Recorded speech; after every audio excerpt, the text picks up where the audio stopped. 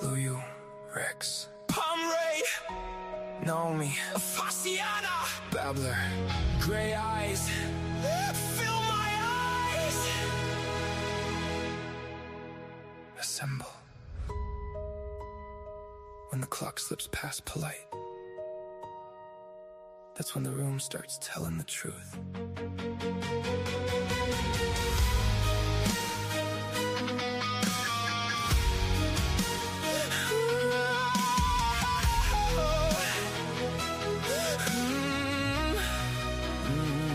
Monday night in the garden of enlightenment, heads bow low while the room grows intelligent. Every pause got a pulse, every stare got a meaning. Like the dark learned to speak and the wall started leaning. Then it slips after midnight, nice manners go missing. Thoughts get taller, words cut closer, nobody's just listening. Twisted Tuesdays bend the frame till the clean lines skew, where the truth walks in slow, wearing somebody else's shoes. And the words don't sit, they move. Gotta wait in the chest, gotta bend in the groove. Every line like a knock from the back of the brain, like you dragged in one version, you won't leave the same. Late night poets, where the room leans in, where the sharp gets shown and the soft don't dim.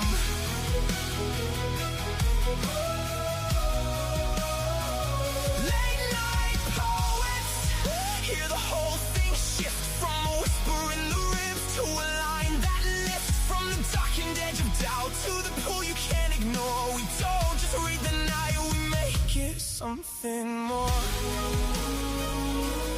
Oh, late night poets, oh, something more. Wednesday splits parts in the part synced on the middle, half grace, half damage, all nerve, and the signal in the art is seduction. Glides in thin-skinned, all silk on the tongue with a knife tucked in it, and not crafting, sullen art, we make it articulate through the hush of heart spine, make the whole room sit with it, then break on through when the polished front blurs, when the mask can't hold and the real thing stirs. Fill my eyes with poetry, let it hit full force. No safe little lines, no watered down source. Bad company last with its tide pulled loose in rhythm and rhyme, puts a pulse in the bruise. Every name on the bill feels less like a name, more like doors in a hall where the air still changes. You don't come here to fade, play me to stay numb. You come here to hear what you might become. Late night poets, where the room leans in, where the sharp gets shown and the soft don't dim.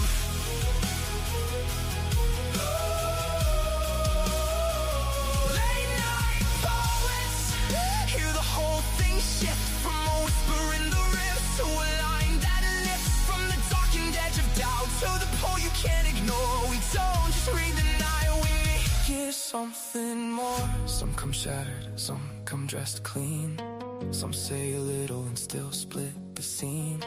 Some sound velvet, some sound wire, some walk in quiet and take the room higher. That's the thing, the same background sound. This is breath with the backbone, it with the crown. This is late souls, live mics, eyes held open. A room full of hearts, refusing to coast into silence.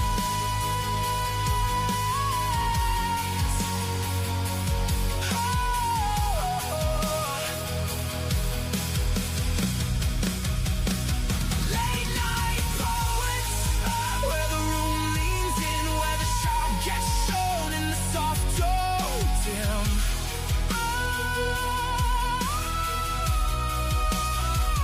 Late night poets, hear the whole thing shift from a whisper in the ribs to a line that lifts from the darkened edge of doubt to the pull you can't ignore. We don't just read the night, we make it something more.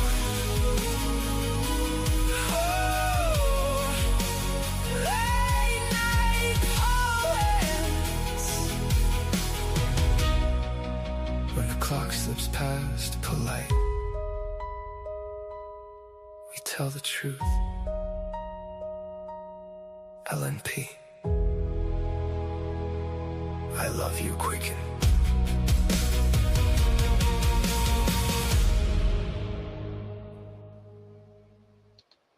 Hello, everyone, and welcome to Friday Night with myself and IntimidusRex. Hope everyone had a wonderful week, and I hope you have a great weekend to follow. Hey, Rex, how are you tonight? All righty, what's going on? Oh, not much. Not much. Same old, I think. What's new with you? Not a thing. It's been raining since last night. Ugh, yeah, we're supposed to have rain on and off for well, I think we have a break on Sunday and then it comes back on Monday. Ugh, yeah, but it's chilly here. Not chilly cold, but chilly compared to that 94-degree weather we were having. It's like, should we hit a happy medium somewhere? Although it's supposed to get into the 70s sometime early next week. It's supposed to stay there for a while, so that's nice. That's nice. And in progress, I think up until, somewhere late in the 10-day forecast, I think it's at somewhere around 80. I can do 80. 90s are the extreme for me. But, yeah. So, yeah, miserably rainy, drizzly, dreary, damp. How many more D words can I come up with? Damn it. Yes. So let's see, what else is going on? I don't know. I don't know.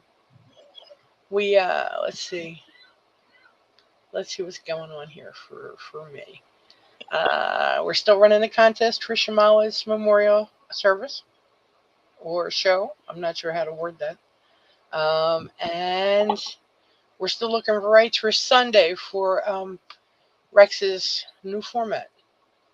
So hopefully everyone will look into that and maybe put a few more rights on the board for us. And that will be lovely. Yes, it will. And as we see, the prodigal son has returned. Yumpy is here. Just kidding. Hello, Yampy. It's always nice to see him.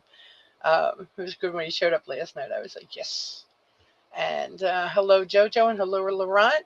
And Dark and Ours was here, but I think that she poofed. She may be back. I know she has a piece on the board. So, yeah, so other than that, not exactly sure. What do you have to report besides the weather? That's next. We already did Well, it. not much. Not much. Except, yeah, check out Sunday because we're going to be doing things a little differently. So, be nice to start off with a good showing, so to speak, because we're going to be Yeah, hitting on other people and other music rolling in. So, absolutely. I guess it's going to be all about us for a change instead of everybody else. Yeah, right. Absolutely. Um, yes, I think it'll be nice. Everybody just has to kind of jump in and give it a shot. Um, oh, poof. And my co-host must have hit the back button. I'm just kidding. I don't really know, but I look forward to your return there, Rex. I can't say, Rex, how was your weather? Because he already told me. And Jojo, what's your weather like out there? And hello, Laurent. Good evening, Gene. How's your weather doing? About 60. Yeah, it's Cloudy. crazy. Crazy. 90 to 60 in no time flat. Look, Rex has returned. Hi, Rex. Did you hit the back button? Yeah, I knew it. That is like the weirdest little thing. And something everybody's so used to doing. Absolutely. And Yumpy says it's rainy and dreary. There's 50 degrees. Ooh. Yuck. Oh, my. Well, Yumpy said hello, Laurent, in case you're not looking at the messages. Hello, Yumpy. How you doing? I wish I could correspond on the phone, but the letters are so damn small. Oh, I can't My do it. fingers so fumbly that by the time I get one word out, we're on to something else. Yep. I get it. I can't work on my phone either. So, it's what we do. We just keep on moving around. Besides, I'm scared to move off this page. I can never find my way back. Jojo says it's 54 and cloudy there. Guys in the 50s, don't send that my way. Send it north. North, I tell you, north, not south. 60s are chilly enough for me right now. Yeah. So we have a nice board tonight, Rex. I have I a lot. see. I have a And lot. you, yeah, sure, you've got a lot of voicing, so you better gargle with that honey and vinegar and get that throat rubbed right. Me. I'm practicing. Yeah, that's too funny. Um, See, I got you conditioned. Now you know that when I have a lot of them, it's a lot of me. Absolutely. I have lemonade tonight. That might help my throat. Oh my goodness. No, so just for the record, it's not limoncello. It's just lemonade. That's it. It's not even good stuff. Oh my. So yeah. I don't know what else is cooking. Hello, Monarch. Monarch says it's 59 and sunny. Um, Oh, that's unfrosty. yeah, like what is up, man? You guys in the 50s. Uh, okay. Well, Dark Endora says she's didn't feel right backstage, and she didn't know she could watch straight on all poetry, so she's still listening there. Oh, and there's Robbie. He just got back from jazz, but I guess he doesn't know. You're supposed to give me the weather report. Yes, and you too, Dark Endoras. Absolutely. Always got to know the weather. Uh, no, so anyway, Robbie's doing laundry. We might not hear back from him for a while, but that's okay. It's like 50s. God, I just get rid of them. I don't want them back. Hmm. So I have well, I don't know what I have, but I have it just the same. Uh, Yumpy says a high of 46 tomorrow. Ew, Mm. yuck. That's that's we're going the wrong way again. Didn't stop me from opening the pool today, though. Oh wow, no comments on that. Water's 58. Hmm. There you go. Might stop you from getting in it though. No, I shriveled already. Well, there you go. Whatever makes you happy, I guess. Hmm. It is a strange holiday weekend. I have to agree with that. It's like wow. Somebody needs to put up a sign, tell Mother Nature what direction to go. That would help.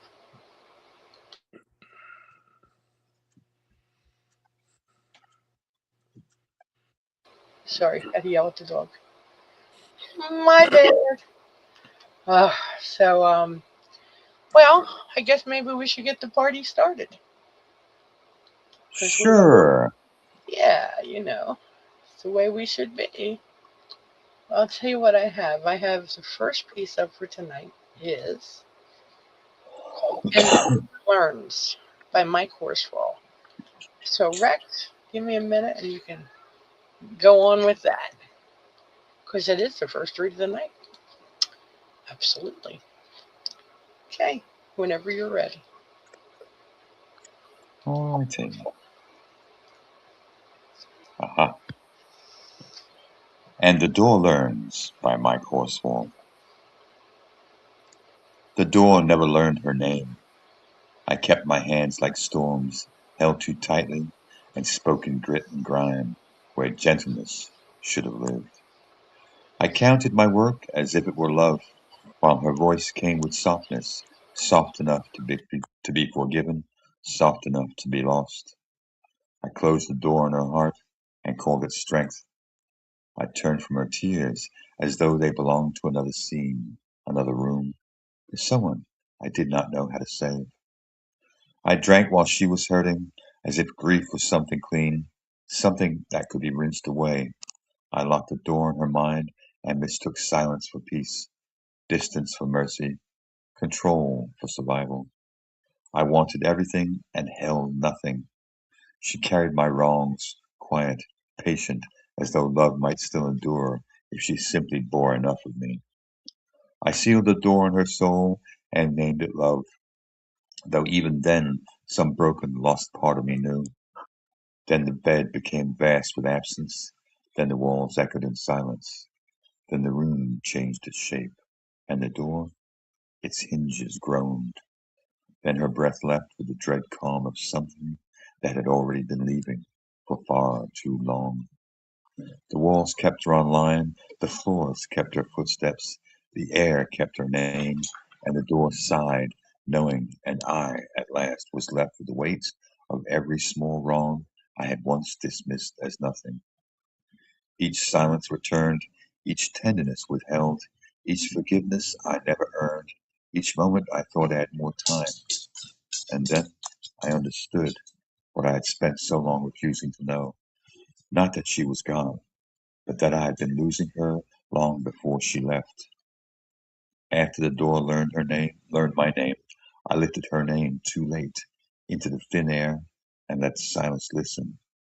I love you, and the door, it echoes as it shuts.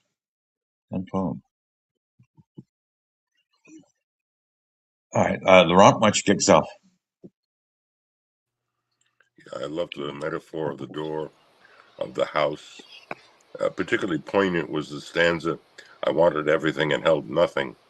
She carried my wrongs quiet, patient, as though love might still endure if she simply bore enough of me. And then that stanza where the bed, the walls, the room, and the door all animate with absence, with silence, changing its shape, and the door, its hinges groaned.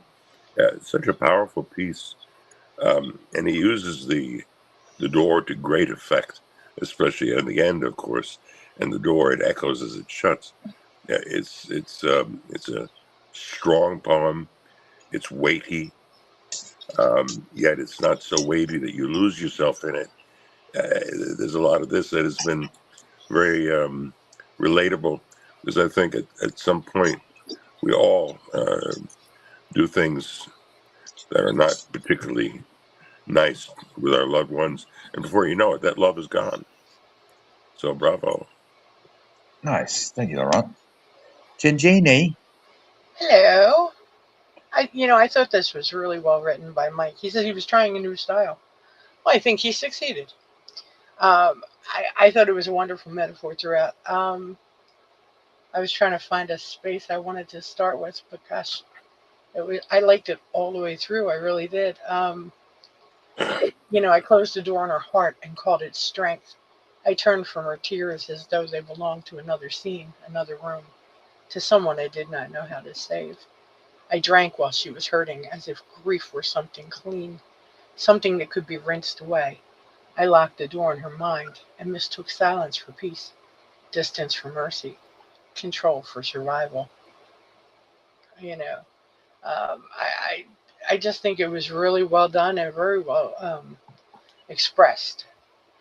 I go along with her out there. After the door learned my name, I lifted her name too late into the thin air and let the silence listen. I love you, and the door, it echoes as it shuts. What a way to end that, uh, after all the rest of the poem, you get down to there and you see she's leaving, and you see her getting further away as the poem continues. But, in the end, and the door echoes shut. I think what an ending. Very well done. I think he really captured something in this piece. Great share, Mike. Thank you very much. Nice. Thank you, Gene. I like the note. There's progressiveness in this in the nature of this. It moves slowly into the next. And in reality, he drops in single lines here and there with a little note of understanding, but not willing enough to realize it himself. That note about there's someone I did not know how to save, and that note of if she simply bore enough of me, some broken lost part of me knew. Uh, the thought of silence and how definite it can be sometimes, and you're doing the drinking while she's doing the crying, is that note of the distance opening up even wider. And I did like that one. Was it? Then the bed became vast with absence. Then the walls echoed in silence. Then the room changed its shape, and the door, Its hinges groaned, then her breath left with the dread calm of something that had already been leaving for far too long. The walls kept their outline, the floors of footsteps, the air kept name, and the door sighed knowing. And I, at last, was left with the weight of every small wrong I had once dismissed as nothing. Reality coming home to roost. Nicely done, Mike.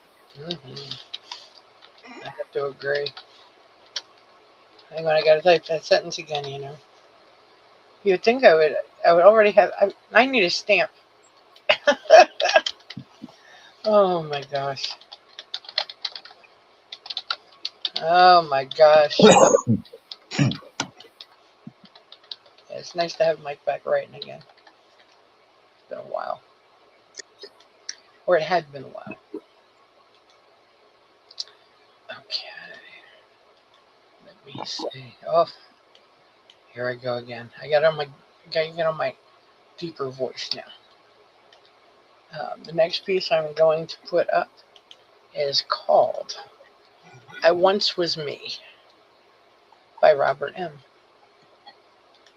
And let me drop that link. And here we go. This is the recital of I Once Was Me. In the deep recesses of self reside the ghosts of never was, dreams moribund from their conception, shattered victims in the vorpal vacuity of my miserable mental maelstrom. Time mercilessly devours pockets of hesitation, and all of the would-nots and have-nots meld into a macrocosm of perpetual loss. Ruination masquerades as divinity, spewing its credence to my withering mind, painting my destruction as a welcomed respite to lifelong attrition.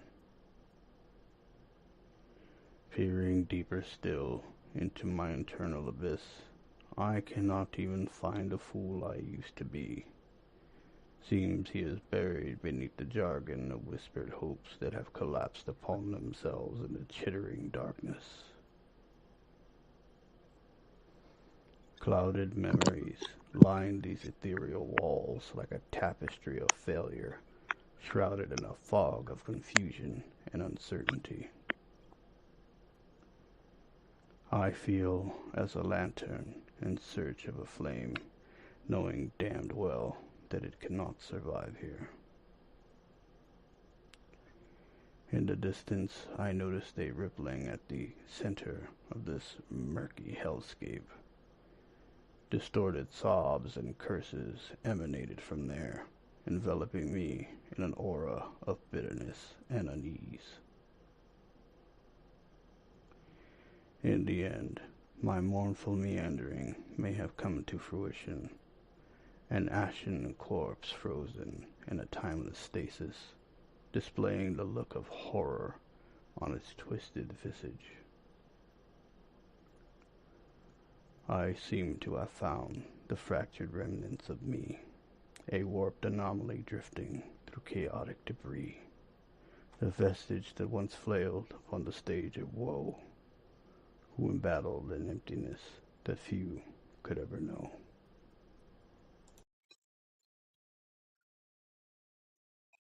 Great read, Robert. Thank you for the sound clap. Very much appreciated. Okay, Jeannie.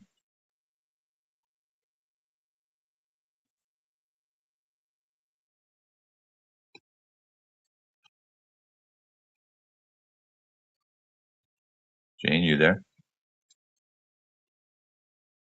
No, I was not. Of course she wasn't. Fancy you asked. Um, I think this was another great dark write from Robert. Wonderful wording throughout. And gosh, this is another one. It's like, well, what stanzas do I want to grab? But I picked it up here. Time mercilessly devours pockets of hesitation, and all of the would-nots and have-nots meld into a macrocosm of perpetual loss. Ruination masquerades as divinity, spewing its credence to my withering mind, painting my destruction as a welcomed respite of lifelong attrition, peering deeper and still into my eternal abyss. I cannot even find the fool I used to be. It seems she is buried beneath the jargon of whispered hopes that have collapsed upon themselves in the chittering darkness. Um, just an excellent piece, and very well written. So thank you, Robert, and thanks for the audio. Always appreciate it. Great job. All right, thank Jeannie. Laurent, how about you? This is very much in the style of a poem that I enjoy writing myself, or enjoy reading. It's extremely descriptive, a little bit at odds with the way poems are rated these days by AI, but the fascination that I have is with his language. It is so carefully chosen. Just as an example, if I can find that word again, he uses a word, I think, chittering.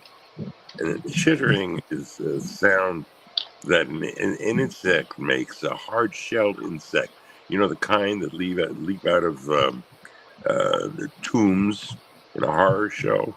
That word, ruination masquerades as divinity, spewing its credence to my withering mind, is another gorgeous line. We have somebody buried deep, deep down inside of himself, the fool he used to be, as one of his stanzas mentioned. And it was buried beneath his dreams. And he has changed over time. And yet, as he so succinctly says, I seem to have found the fractured remnants of me, a warped anomaly drifting through chaotic debris. It's such an apt description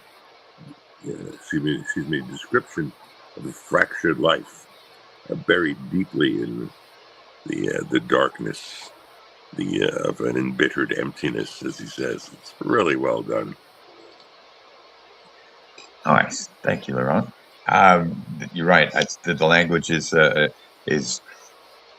very carefully. Actually, starts with that very first stanza. Obviously, in the deep recess of self reside the ghosts of never was. Dreams, moribund from the conception, shattered victims in the vorpal vacuity of my miserable mental maelstrom. Nice, nice touch on the vorpal. That note of what was it from Jabberwock? You like that word. That word has sprung up in our conversations in the past. You like Yeah, it is. You can roll it into whatever you think it means in the moment. So I like that. And I too hit on that note of the what was it? Beneath the jargon of whispered hopes that have collapsed upon themselves in the chittering darkness. Again, Yeah. a great note of thought and language rolled in there. And this one too. Oops. What was it? I feel as a lantern in search of a flame, knowing damn well that it cannot survive here. A lantern in search for flame. Boy, does that offer up a note of coldness, not to mention the darkness surrounding you. So, nicely done, Robert. Mm-hmm. You vanished for about 5 seconds. Yes, Yeah, it's kind of, I know. it's kind of, I don't hear quite a whole lot here. Maybe I should go out and come back. I think you're fine, Rex. I went to mute you and I knocked you off stage for a second.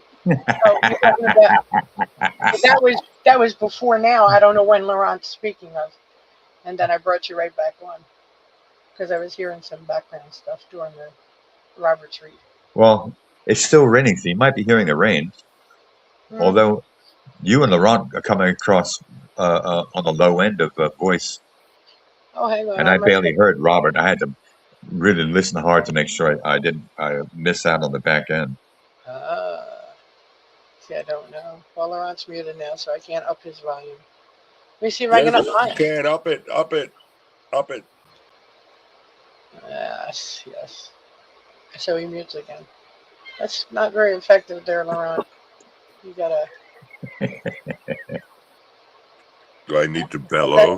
Is that better, Rex? That's a yes. Is anyone else having trouble hearing us? You guys are coming in loud and clear. Well, I don't see any responses, so hopefully everybody else can hear us just fine. Okay, well, The next piece I'm going to put up is called "The Doggone Blues" by Lockdown Larks. Now, Rex, I have an audio for this, and I'm going to step away for a second. So, well, maybe a couple seconds. But here we go.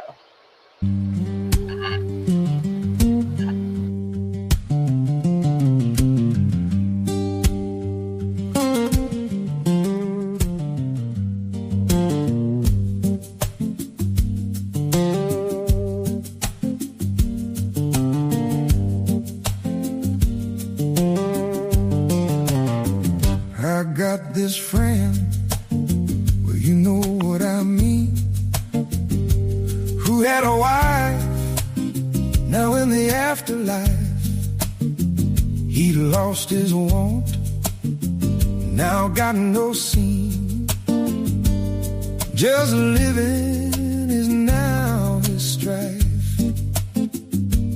Misery, he keeps looking back. Misery, despite the help from his friends. Misery, he's always on the attack. Misery, all he can see is the end.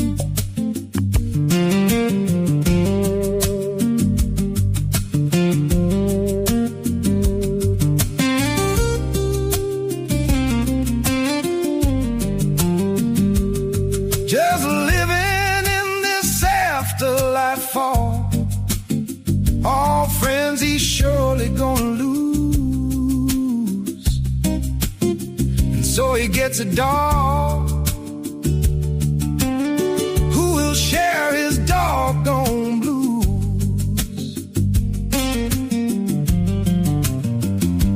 Misery, the dog is knowing misery. Every day he is growling. Misery, forever tears are flowing. Misery, yeah, he feels his soul howling. But can you be my solace? Best friends you cannot choose. So boy, together let's chase some singing of my doggone blues.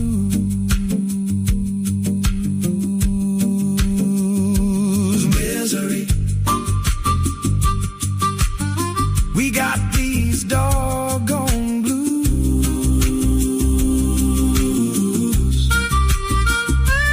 Misery, talking these doggone blues.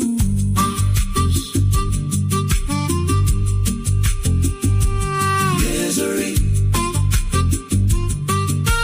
walking these doggone blues.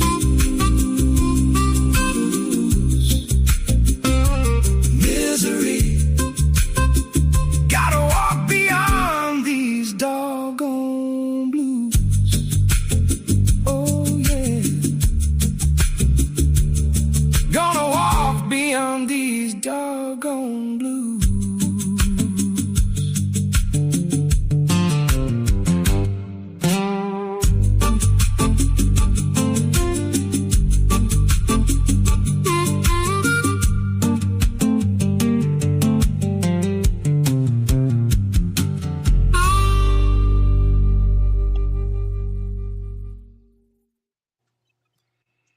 Nicely done, Larks. Thank you for the SoundCloud.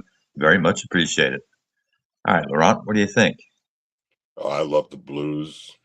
And I love the title of this next to that picture, The Doggone Blues. It's very clever. To choose a dog to share misery is not unusual, but this is presented in a very earthy way, rhythmically. It's almost hypnotic. I just love the rhythm he chose, the way he broke things down, especially misery. The dog is knowing misery. Every day he is growling. Misery, forever tears are flowing. Misery, yeah, he feels his soul howling. It's, as usual, excellent. Nice. Thank you, Ron. Yeah, that is a pretty cool picture. And I like the fact that he chose old time blues, not the electric, but going back to playing a normal guitar and just dropping a little bit of notes, emphasized with the a harmonica and a little bit of extra voicings in the background to help up that note of the chorus itself. It And had the yeah, flavor of I'm sorry, it had the flavor of Joe no, Bonamassa a little bit. oh, okay, I like that. I like that note of misery too, because if you think back, the movie Misery, that definitely brings a different, new thought and meaning to the whole thing. So this kind of misery is tolerable because you've got that friend hanging out with you. The other one, I'll stay away from that one. I'll take I that like long walk that. with the dog and know, hey, things are going to be all right. We can do it together. Gene, you back? I am. I am. I am. I think that this was a really nice job by Lockdown Marks. Um, I like the so many of the lines. I love the sound. I think you did a great job with the audio. Um, I'm looking. Uh, oh, okay. He got this was for a contest. I was trying to figure out, where he came up with this.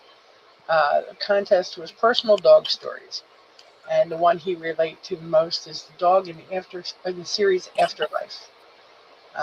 So that's interesting to see. Um, but I picked it up here. I like the beginning stanza, but I picked it up here. Just living in this afterlife fog. Oh, friends, he's surely going to lose, and so he gets this dog, who will share his doggone blues. Misery, the dog is knowing. Misery every day he is growling. Misery, forever tears are flowing. Misery, yeah, he feels his soul howling.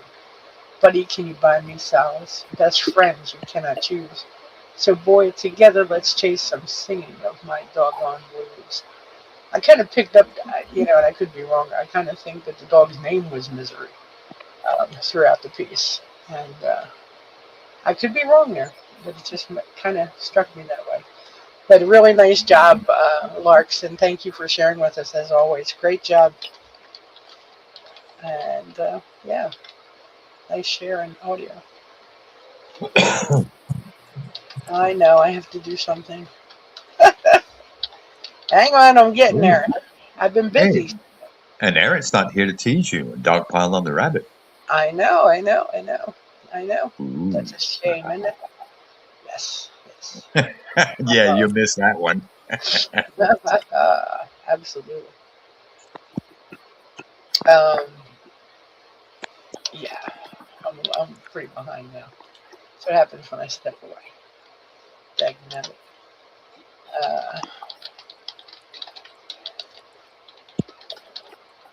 I should be able to just close my eyes and have this sentence appear. But it does not work that way. But yeah, I really enjoyed it. And I saw that Yumpy said he liked the harmonica. So that was pretty cool. There you go. There he is. He's in the other room now. Hey, and thanks for putting up that link, Rex, considering I thought I did it. I'm looking, I refreshed. Oh, damn. Okay. Yeah, it was in the chat line, and I swore I hit say or enter before I, said I was going to make my exit. What do I know? Okay, this next piece I'm going to put up, Laurent, I'm going to get you to read, and this is called 18. No, maybe I better go back to the other side and read it. Didn't look right. Stories of John Lilac 2. And whenever you are ready. Yeah, how's my volume now? Fine. Good. Okay. Stories of John Lilac 2. In the shades of lunar blue, a lilac linden full of luck, or a sky-green silhouette appears by the joyous stone when a dog sincerely speaks to the Milky Way below. Through the silent lunar verses, The noble gnome, or just the stone, stands and changes like a screen, or projects the forest story on the mirage aglow in mind, if the ghosts enjoy their style. Beside a donkey with a lute, the linden nobly flutters strong, or possibly reflects the story of the snow-green hillock there, where the noble gnome will send marine blue leaves to all the city. In the grace of morning mist, a lilac linden with a lute, or a sky-green stone stays bright beside the weeds of happiness. If a cat, her majesty paints the universe in bliss. End poem. Great read, Laurent. Thank you very much. Janie, what do you think? It was a nice read, Laurent. I like this piece very much. I always like Luke's imagery throughout. Um, I really like this first stanza. In the shades of lunar blue, a lilac linden full of luck, or a sky green silhouette appears by the joyous stone, when a dog sincerely speaks to the Milky Way below. Uh, that kind of caught my attention. I'm like, okay, where is this going to go? And I laughed because we had a dog after a dog gone. So I said, well, that was pretty good. But I have to say, I really did like these last two stanzas the best. Beside a donkey with a lute, the linden nobly flutters strong, or possibly reflects the story of the snow-green hillock there, where the noble gnome will send marine blue leaves to all the city.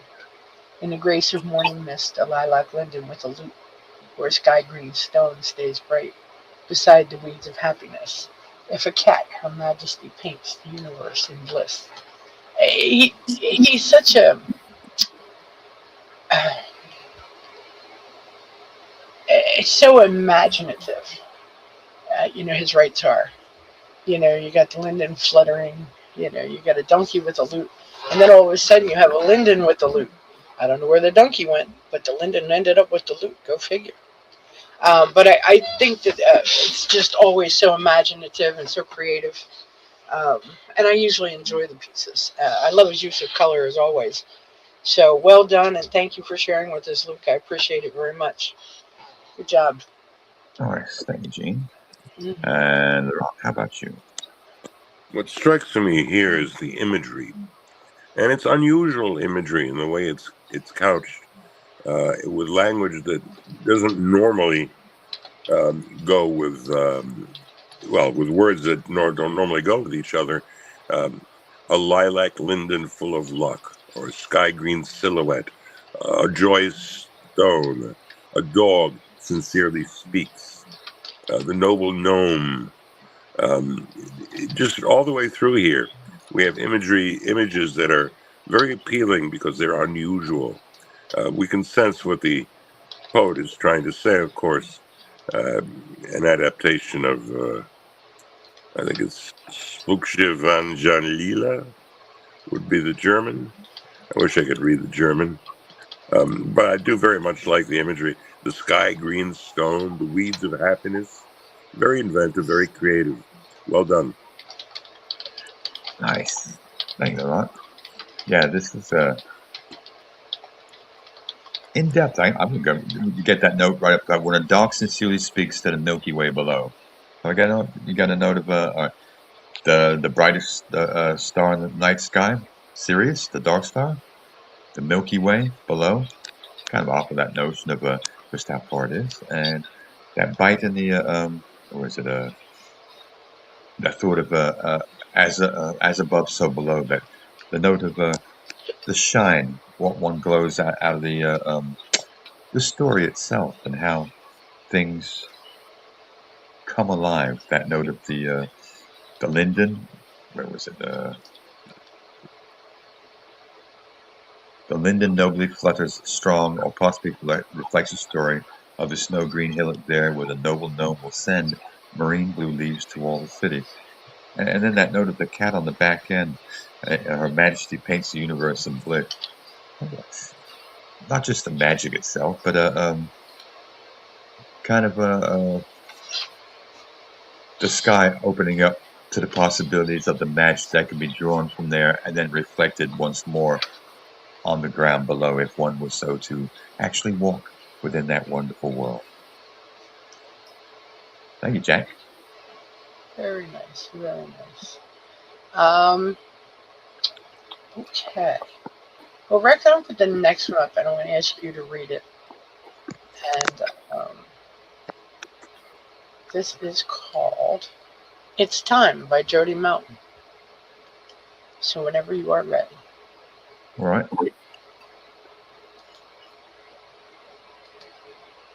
It's Time by Jody Mountain. There was a time when a man measured wealth by the dirt on his jeans and the laughter echoing through his kitchen after midnight. When kids chased lightning bugs instead of notifications and lovers used to carve initials in the trees instead of posting filtered proof that they were happy. Now everybody's running, clocking in before the sunrise, clocking out long after the moon has finished her slow sermon over the rooftops.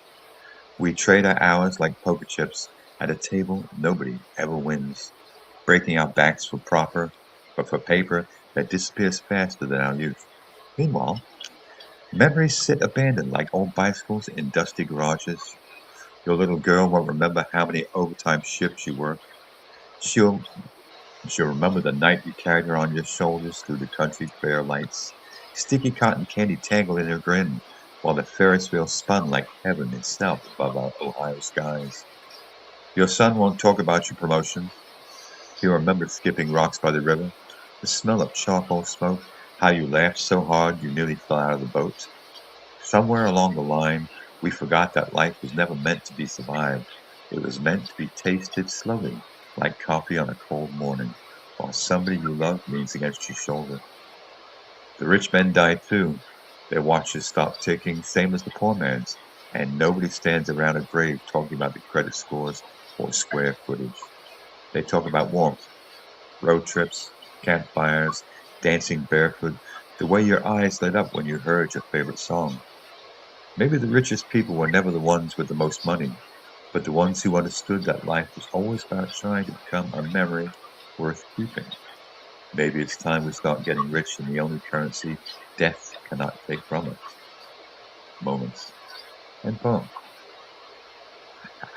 There you go, Jen Genie. I like this one. I like this one a lot. Gosh, first I like the stanza about the little girl, and then the one about your son, and then I picked up the next three, and then I said, but wait, I'd like to have those last two. This is terrible. Jody's poetry always gets me like this. But I picked it up here. Somewhere along the line, we forgot that life was never meant to be survived. It was meant to be tasted slowly, like coffee on a cold morning, while somebody you love leans against your shoulder. The rich men die too. Their watches stop ticking, same as the poor man. And nobody stands around the grave talking about credit scores or square footage.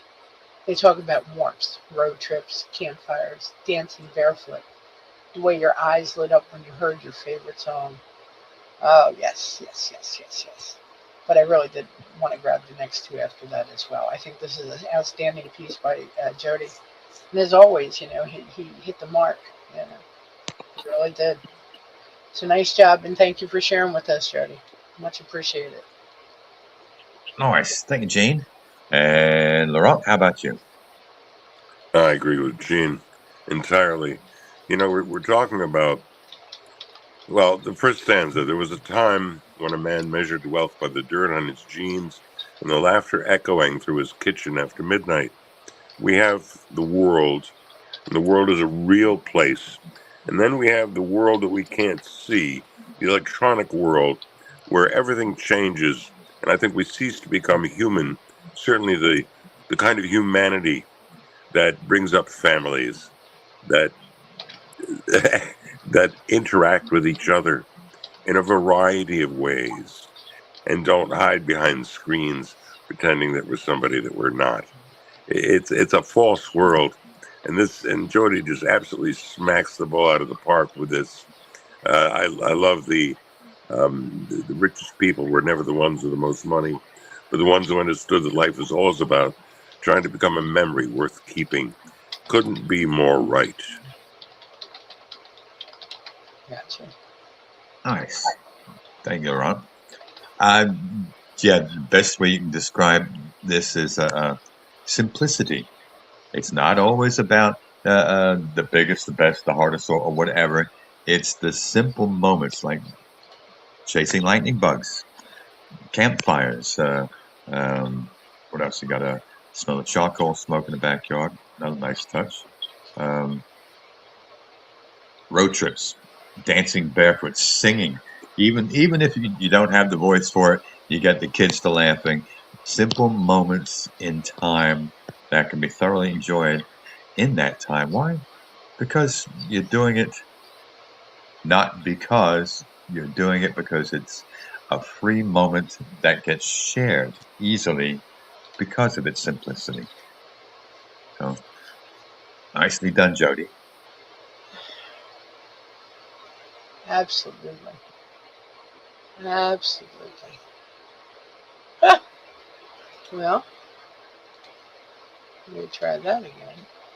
And this next piece I'm going to put up is called Sable Shadow by Lorient Montagna. I got this one, Rex. It's okay. Wobble on. Okay, so here we You're go. loaded. Ah, okay, so here goes. And this is, as I said, by Lorient Montagna.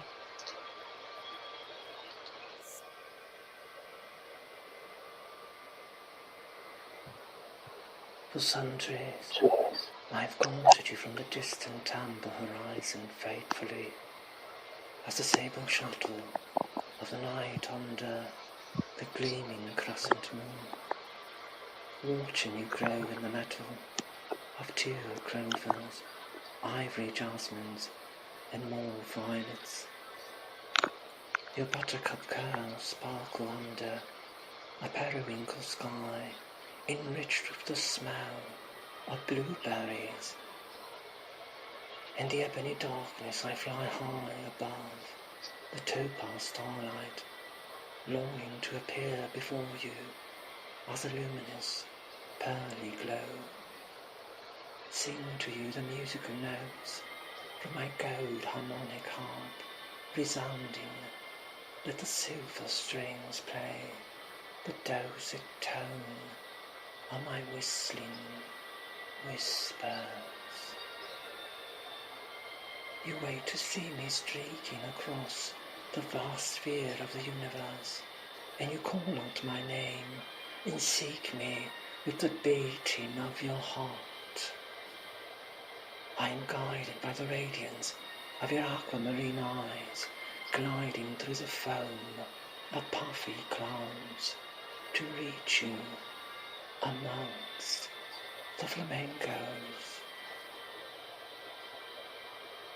I wash away tears as you hold me in your warm embrace, as I emerge from the darkness like a sable shadow with my blackberry wings,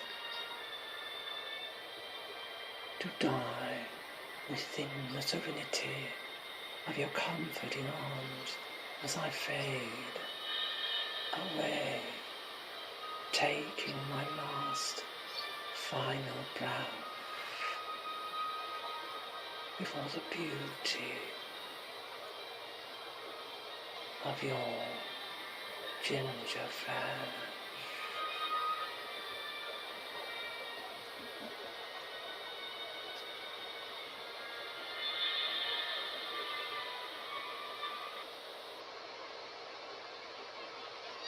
One wonderful read there, Frank. Thank you for the SoundCloud. Very much appreciated.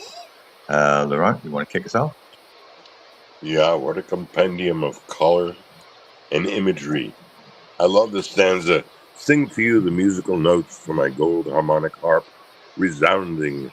Let the silver strings play the dulcet tone of my whistling whispers. Always does a great job. And here's another example.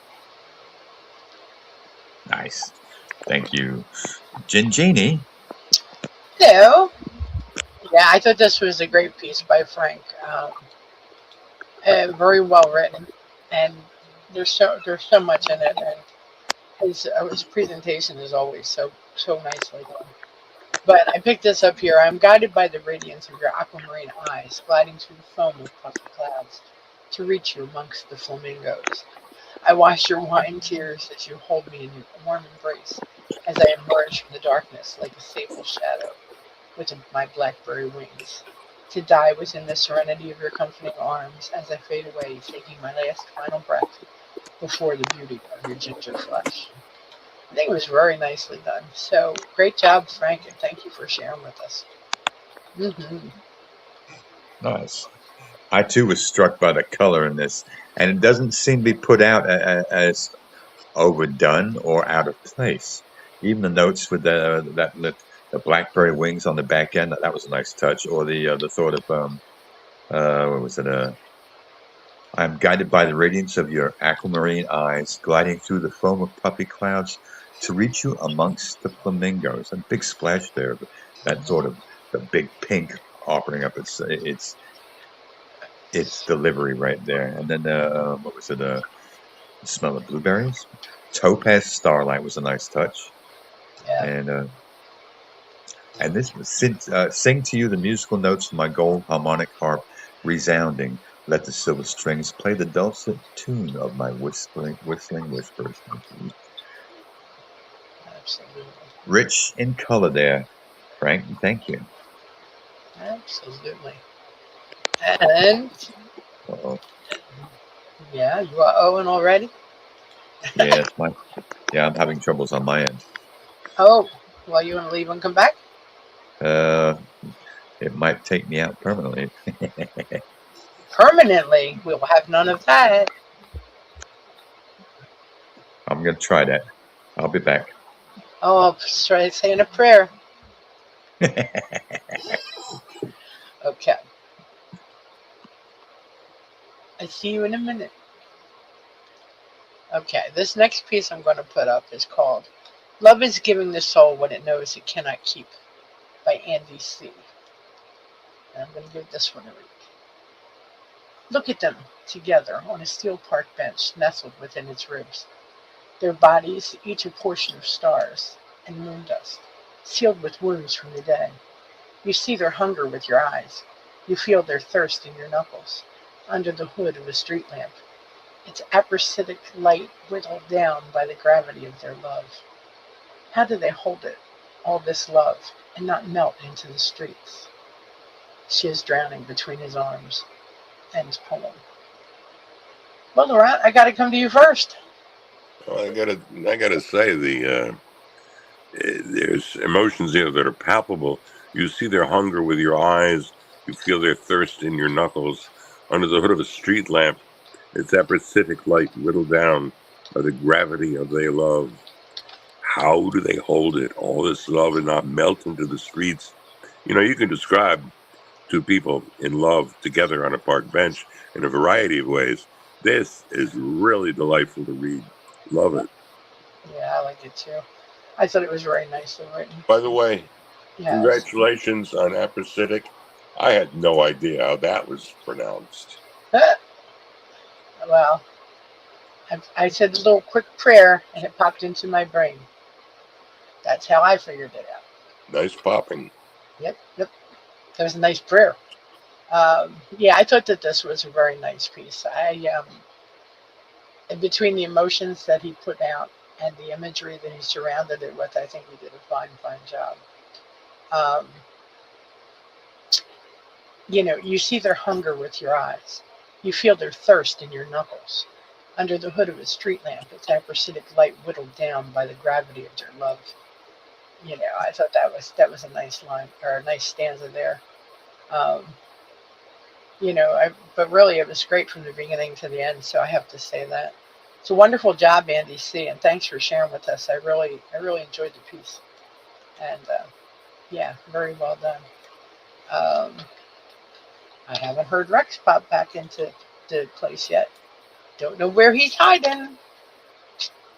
Um, but yeah. And let me finish making this comment real quick.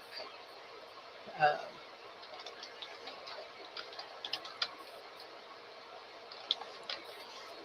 Oh my goodness. See, now I'm off my game because there's supposed to be another comment in here to take up that space so I can type my little bit of a comment. Well, I'll be happy to expand my comment. If you want me to say something more, I will. Where did you get the word episodic, Andy? Hey, Rex is back, I think. Yay! I heard him pop in.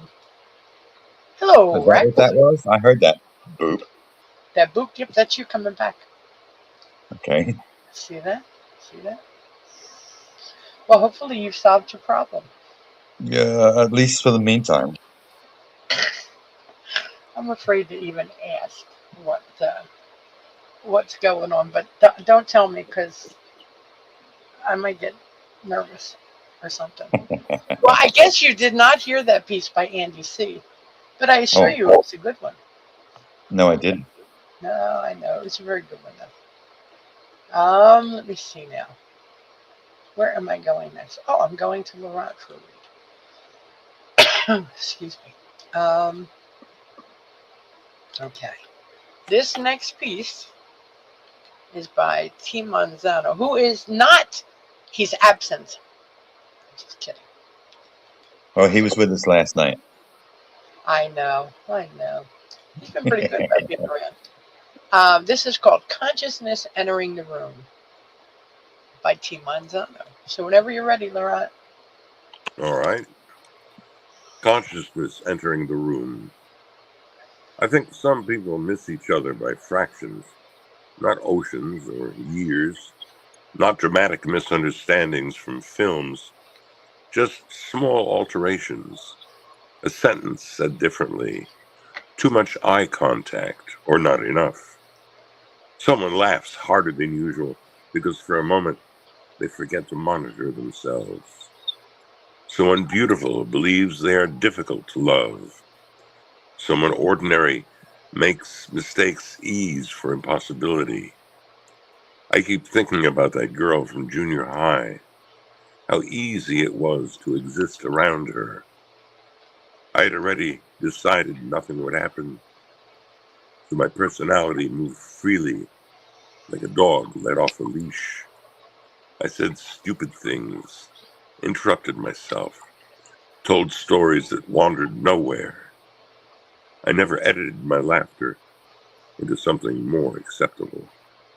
And because of that, she met me. Not the version arranging silverware inside his mind, trying to be seen, just me, or at least the closest thing to it. I did not understand then that attraction sometimes grows best in rooms where nobody is trying to earn it. I wonder how many people have unknowingly sat beside the love of their life, at bars, in classrooms, near vending machines, in the 10 quiet minutes before work begins. But convenience intervened, or shame, or somebody became aware of themselves too early. Maybe that is all heartbreak really is, consciousness entering the room. End poem. Great read, Laurent. Thank you very much. All right, Gingini. Woohoo. Wow. I like this very much. I think it was really nicely expressed. This was written for a contest for a Phasiana. Um, oh my gosh, do I want to go to the beginning of this or do I want to go to the end of this? um, I keep thinking about that girl from junior high. How easy it was to exist around her. I'd already decided nothing would happen, so my personality moved freely like a dog let off a leash.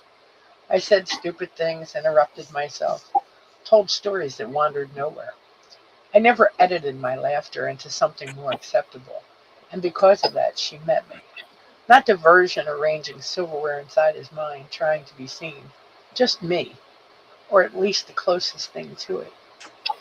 I did not understand then that the attraction sometimes grows best in rooms where nobody is trying to earn it. I wonder how many people have unknowingly sat beside the love of their life. And I'm not going to pick up the rest. But I thought this was just really nicely done. And the contest was, and I don't have a copy of that. For the contest Beyond the First Thought by Aphasiana. And I think that it was a great take on that, because this is beyond that first thought. The first thought happened to him, well, in his poem, before the scenario ever happened. And I think that was really, I just thought it was just well written. So, clever piece and nice wording and, honest truth there, Can't beat that. So thank you, Tim, for sharing with us. Really appreciate it. Nice. Thank you, Gene. Laurent, you got to read that. How about you? Wow. Talk about being yourself and seeing what happens. I was particularly struck by the lines, so my personality moved freely, like a dog let off a leash. I said stupid things, interrupted myself, told stories that wandered nowhere. I never edited my laughter into something more acceptable, and because of that, she met me.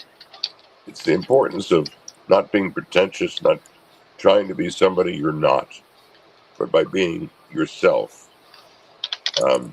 You have met the love of your life, apparently. And there's a poignancy to sitting next to someone who could have been the love of your life, but you'll never know it. Great piece, great piece. Absolutely. Yeah, I was struck with that note up top, how easy it was to exist around her. I had already decided nothing would happen. So that gives him the opportunity to be open Free. and as comfortable and as honest as she is, that he can deliver himself that way. So, yeah, be stupid, laugh, not offering up those moments of self-editing, thinking, that note of consciousness in the background, that conscious entering the room. That's self-editing in the moment, because I like that note you got here. It's not the version arranging silverware inside his mind trying to be seen. That idea of editing oneself in the moment to fit the scenery instead of letting one mold themselves within the scenery instead of being a particular part of it, so to speak. So nicely done, Tim. That was really good. Absolutely. Okay, well, the next piece that I have to put up is called Charity by Titus Llewellyn. And, I gotta take a sip of water. Just kidding. And, I have an audio for this. So here we go.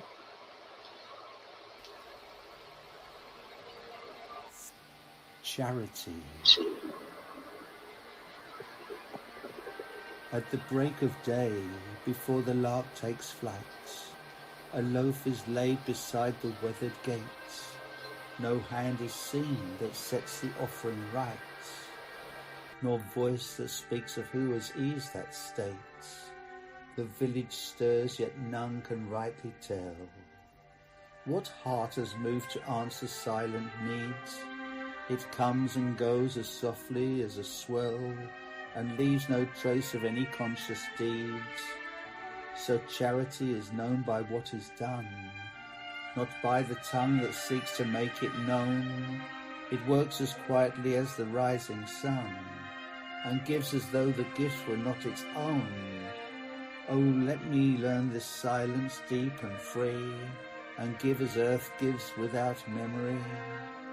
No coin alone can answer to the poor, nor wealth suffice to heal the inward cry. For want runs deeper than the outward score, and grief takes roots where none may question why. A look, a word, a presence at the side may lift a weight no riches could remove. For charity walks gently, not in pride, but stoops to meet the soul in patient love. And he who gives must first be stripped within of self and all that clings to fleeting praise.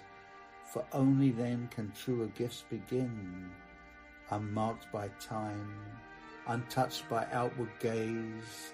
The heart is measured not by what is shown, but by the gifts that leave no trace or tone.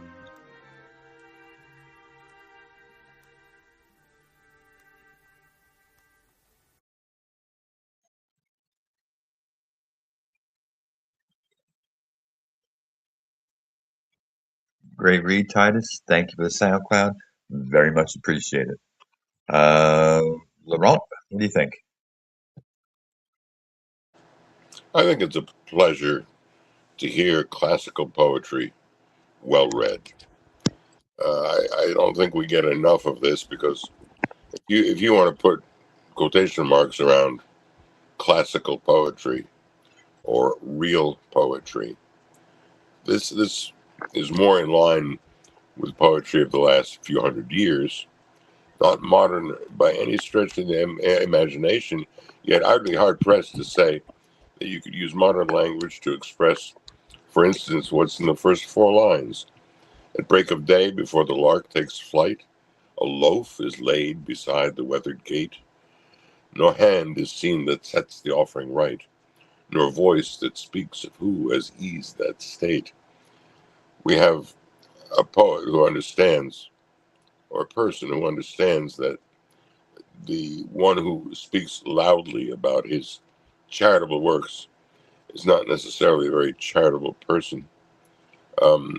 One should not seek the recognition for doing what is right, but do it silently, quietly, anonymously. And within that lies the strength that appeals, not just the loud braggadocio of someone who feels the need to show everyone what a great person he is. I love this piece. Nice. Thank you, Laurent. Gengini,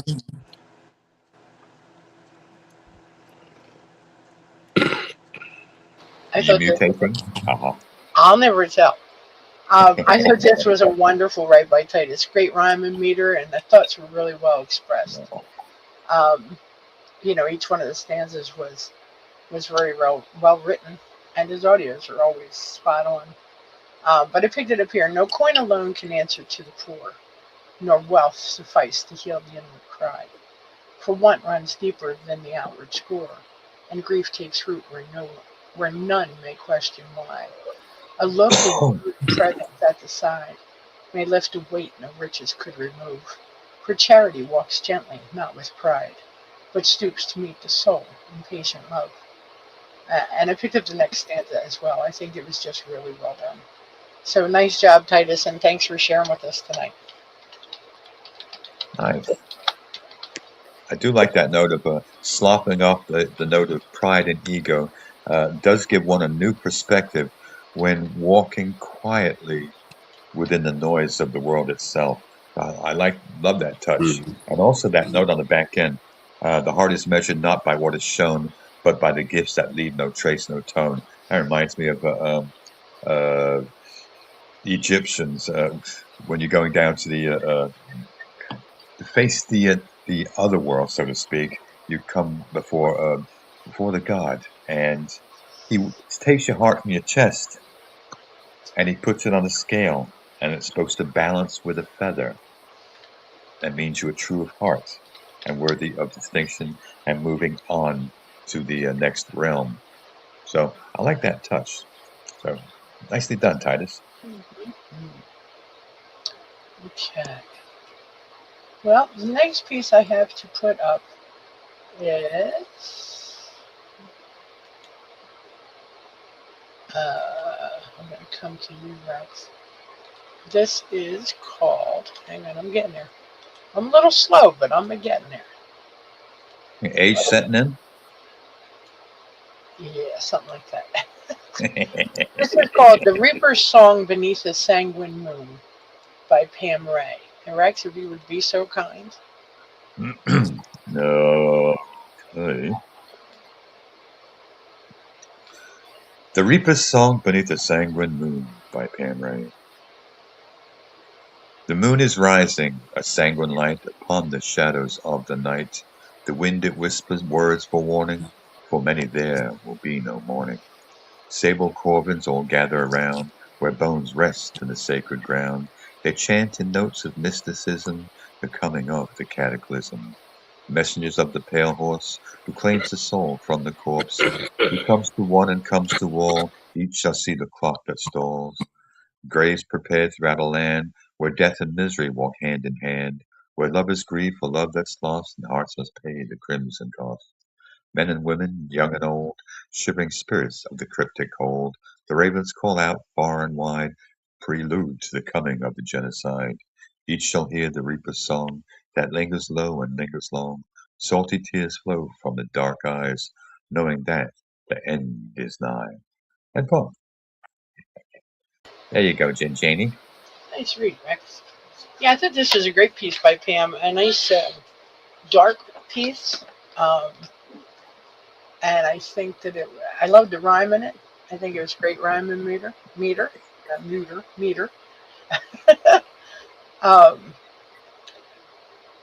Gosh, where do I want to go here? Messengers of the pale horse, who claims the soul from the corpse, who comes to one and comes to all, each shall see the clock that stalls. Graves prepared throughout the land, where death and misery walk hand in hand, where lovers grieve for love that's lost, and hearts must pay the crimson cost. And I could take it all the way down. I think that she just did an outstanding job with this. Her imagery in this was wonderful. The tale she told again was great. Just really a nice job. And what about that title, The Reaper's Song Beneath a Sanguine Moon? Oof. Yeah, great job, Pam. I really enjoyed this. Very well done. Oh, I think, Gene. Laurent, how about you? This is so well balanced in form and rhythm. The Reaper's Song Beneath a Sanguine Moon is, as usual, a highly skillful work, and I'm a sucker for rhyming, and she does so well. Sable corvins all gather around, where bones rest in the sacred ground. They chant in notes of mysticism the coming of the cataclysm. Indeed, a dark rite. Beware the messengers of the pale horse, who claims the soul from the corpse. The images in this are chiseled almost. They're so fine in detail.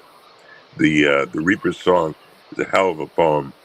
I wished I wrote it. All right, thank you.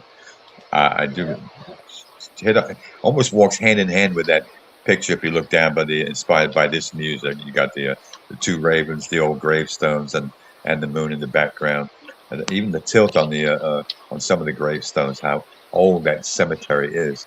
But I think the bite of this isn't that it's dark to the note of especially with that thought of genocide. I think genocide here is the fact that we all meet that fate eventually. Because she also said, many there will be no mourning.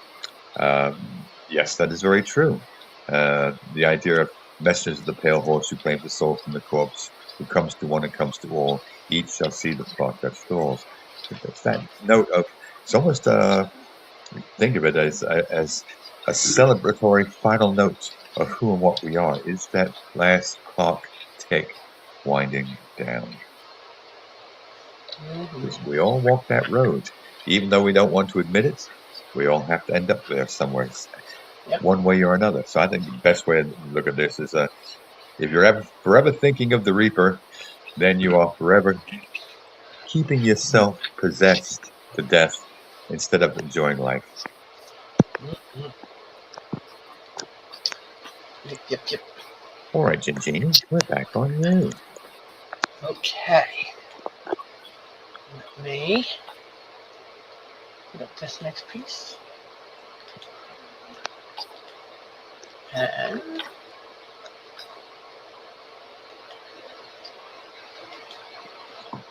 this is called Midnight Mornings by Babbler. And let me give this one a read. I don't want to talk about the weather. what I had for dinner, how I'm doing. I don't want you to hug me, to touch me. I want to take an ice pick to your brain, split it wide open like a geode, crystalline inklings scattering into the sky. Tell me what you think about the dust on butterfly wings, the oils of human fingers, the way it erodes valuable things. Collections of cards, Arabic inklings on sheer sheeting, burning holes through painting and pages and poetry. Rogues, all of us, excuse me, untouchable tactiles screaming in the dark. Sanitariums of secrets, dark and small, weaseled evils scrawled away, where no one can see or touch or smell. Dying with us, never seen again, because we never told a soul. We're, we're never known whole, Humpty Dumpty with partial pieces of a broken bowl. I'll read the gray matter as tea leaves, green things and grievings, the residual leafings, and tell you all that I know, all that you've shown to these eyes, forcing through warped lens, limited by a catalog of ifs and thens, never knowing if this is pretend, or pretense, or true friends. I'd like to make amends for the violence, the cleaving, the dark matter I've been reading, where all of this is polite, high society for a gentle lie, a little untruth in a cup of tea, meant to spare your feelings, not revealing the real things, behind a raised pinky and a smile, a hollow mouthing, common courtesy. How's the weather? Me? I've never been better. It curdles me, cracked my skull on the sidewalk. This is where it ends. A piece of shell and silver streams, sliverings, smithereens. The solid walls between you and me, muffled cages containing cacophonies. Wow. The bone and breeze, wending wheeze, these little things like languages, limiting the worlds we should be, keeping you and me. End poem. Great read, Gene. Thank you very much. Damn. All right. There's a lot laid on this card table. There sure is. I see an awful lot of frustration here. We have a person who doesn't want the ordinary. She doesn't want to talk about the weather, what you had for dinner, how, no empty questions. How are you doing? I don't want any physical contact either. I want to know what you think. I want to take an ice pick to your brain, split it wide open like a geode, crystalline inklings scattering into the sky. And that next stanza, tell me what you think about the dust on butterfly wings, the oils of human fingers, the way it erodes valuable things. There is a desire for gentleness. There's a desire not to be worn away the way that oils and human fingers will spoil something because it's overly touched. There is a desire for something much, much deeper here. It's beautifully done. And I'll let you continue. Nice. Thank you, Laurel. Jane, you got to read it. And you got a long one to read at that. I did. But I had to read one or the other, so I was like, well, which one? Yeah, I thought this was a great piece by Babler. Wonderful, wonderful expression of thoughts. Midnight mornings. It comes a time where you have to kind of let go sometimes. And sometimes you have to let go in a way that might take an ice pick to somebody else's brain. Well, only kidding, but Babler has a wonderful way of expressing herself. It's usually very straightforward, and that's what I always like about her poetry. I'll read the gray matter as tea leaves, green things and grievings, the residual leafings, and tell you all that I know, and all that you've shown to these eyes, forcing through warped lens, limited by a catalog of ifs and thens.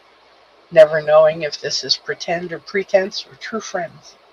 I'd like to make amends for the violence, the cleaving, the dark matter I've been reading, where all of this is polite, I think that she just kind of lays it all out there. Whatever it is, I'm tired of this. I'm done with this. I don't think it's real. You know, um, and then you know that's where she wants to be, in a real space with someone she can trust, and someone who's not putting on airs. That's what my thoughts are. So just really nicely done, I have to say. So Babbler, I want to thank you for sharing with us. Excellent, right, as always. Nice. I think you hit the right space with that one, Gene. I like that. I too like that stanza. The take an ice pick to your brain. That does offer up that note. Why should I have to crack a walnut to actually get to hear and see the real you, instead of just this note of rogues, all of us, untouchable, tactile, screaming in the dark. That need of always, especially if you're talking, you get the angle, the touch, the hands, the shoulder. Yeah, get away from all that crap. Speak to me.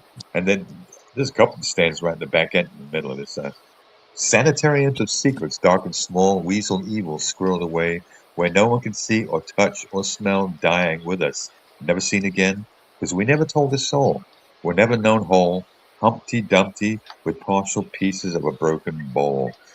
Just double tap there. Say, you know what? You might be broken, but hell, I'm just as broken. We're all broken at some point. Right. Something doesn't mean you squirrel it away, or make sure the nuts are so well hidden that nobody actually gets to see the real you. The idea of tactility here is the brain itself, the thoughts, the ideas, the motif behind the facade that gets displayed. And this in the dark matter I've been reading, where all of this is polite. High society for a gentle smile, a little untruth, and a cup of tea, meant to spare your feelings, not revealing the real things. Behind a raised pinky and a smile, a hollow mouthing, common courtesy. Except, you know what? Common courtesy, yeah, it has its places, but sometimes if you're doing it to spare feelings, you just do more damage in that moment than actually telling the truth. So, you know what? I like the idea. Crack that nut with a damn ice pick to the brain. Let the juice out. Right. Absolutely. It kind of goes back a little bit to T. Manzano's piece. Yeah. Be for real. Absolutely. Okay. Yeah.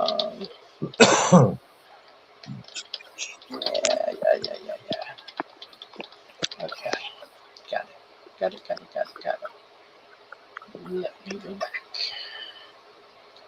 And the next piece I have to put up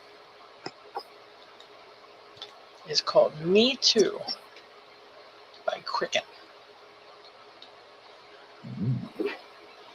So, me. Takes a lot of me's for this one. Okay. And the links are up, so let me hit the button.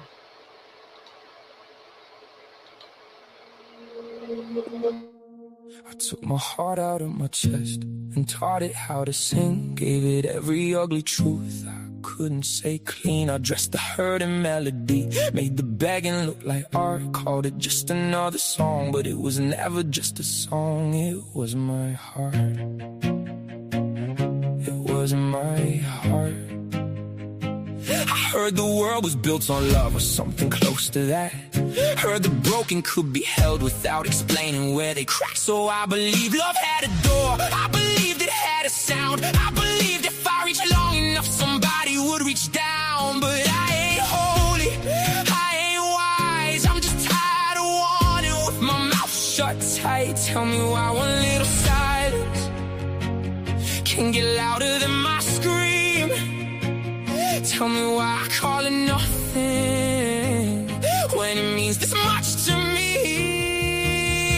I said I didn't need it, I said I was fine, but God, I was begging for one voice to answer mine. Me too, me too. That's all I wanted was to feel love too. Not the whole world, not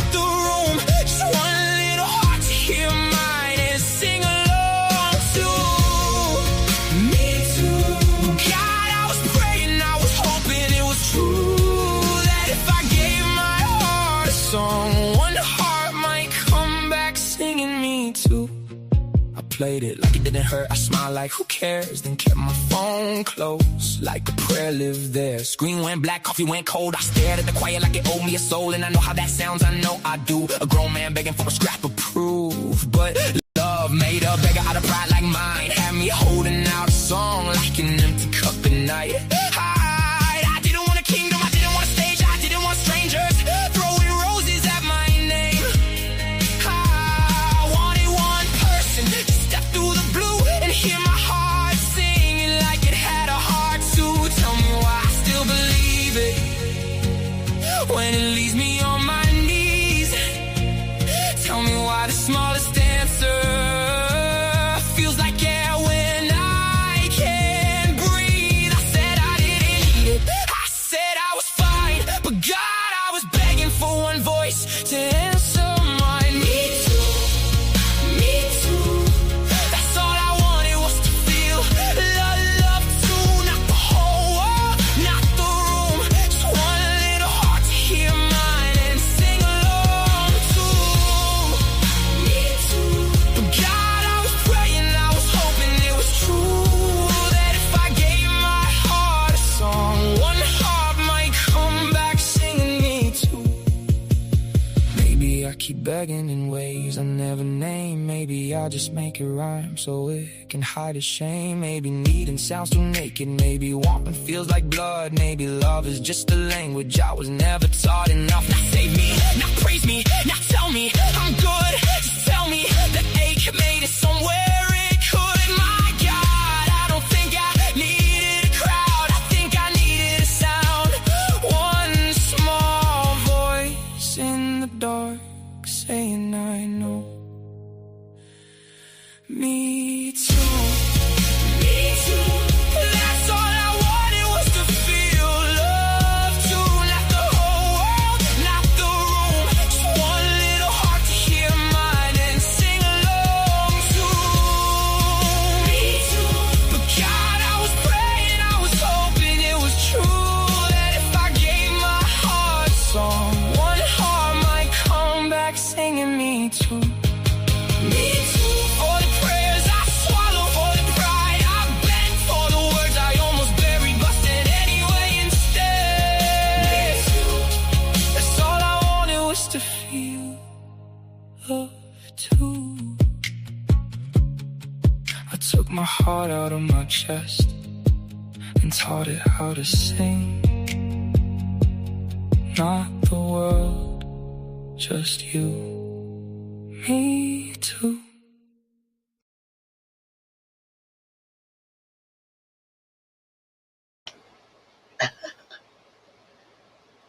You on mute, Rex?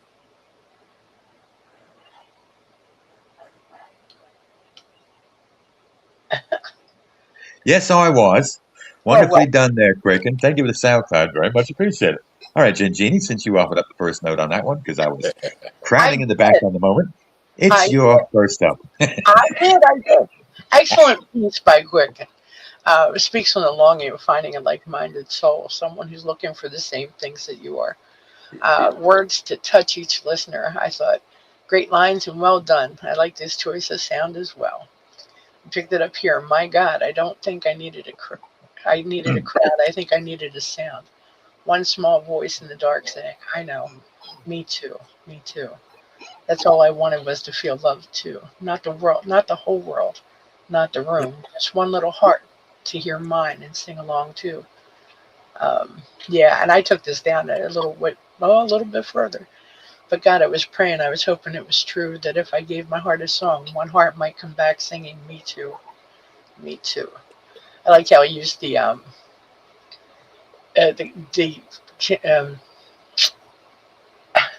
more than one voice for the Me Too lines. I thought that kind of insinuated that someone was singing back. For the prayers I swallowed, for the pride I bent, for the words I almost buried, but sent anyway instead. Yes. Me too. That's all I wanted was to feel love too. I took my heart out of my chest and taught it how to sing. Not the world, just you. Me too. I thought this was great. So, yeah. So, it's a great share. And thank you so much for putting it on the board for tonight. Mr. Q. Appreciate it. Nice. Thank you, Gene. Mhm. Laurent, how about you? Well, nobody wants to be lonely. Everybody wants love, whether they'll admit it or not. I thought that Jean spoke beautifully about this particular poem. So I'm some kind of piggyback her, so to speak, and let her words speak for me as well. Yeah. Nice. And it comes out. This was almost different for Quicken. Yeah. A little softer on the palate, so to speak, on the mind, and it walks the singularity of that note of wanting something to be as close to me as was he hits was that second stanza. I heard the world was built on love or something close to that. Heard the broken could be held without explaining where they cracked. So I believed love had a door. I believed it had a sound. I believed if I reached long enough, somebody would reach down. But I ain't holy. I ain't wise. I'm just tired of wanting with a mouth shut tight. Tell me why one little silence can get louder than my scream.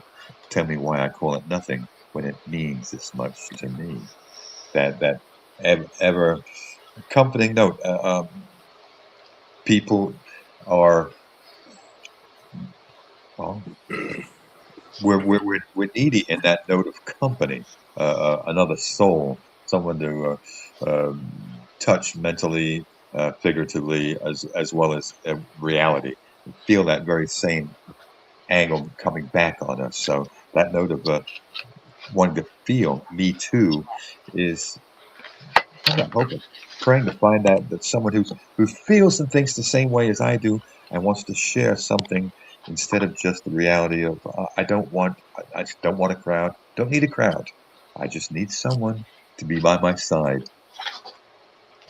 and want, need me and love me as much as I want, need, love them. So nice, Quicken. Right. Mm-hmm. I have to agree. Okay. Now the next piece that I'm going to put up, make sure I put it up over there first, is called "I Rise with the Sun" by Laurent Yvonne. Okay, Laurent, whenever you are ready. Yes, ma'am. I rise with the sun.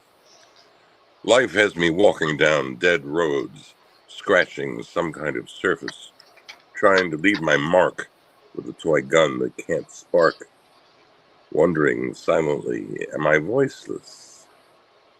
Met a man in my wandering, a fellow traveler, told me he was looking for truth.